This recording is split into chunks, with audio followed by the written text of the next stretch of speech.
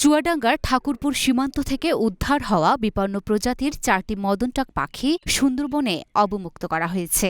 শনিবার দুপুরে বিজিবির সাতক্ষীরার নীলডুমুর ব্যাটালিয়নের তত্ত্বাবধানে পাখিগুলোকে সুন্দরবনের কলাগাছিয়ায় অবমুক্ত করা হয়।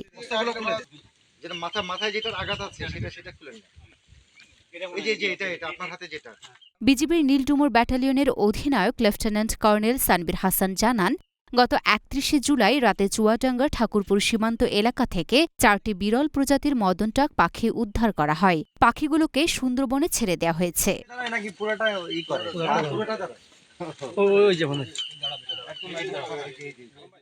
প্রসঙ্গত, মদনটাক বা হাড়গিলা পাখিকে আন্তর্জাতিক প্রকৃতি সংরক্ষণ সংস্থা বিপন্নপ্রায় প্রজাতির পাখি বলে ঘোষণা দিয়েছে।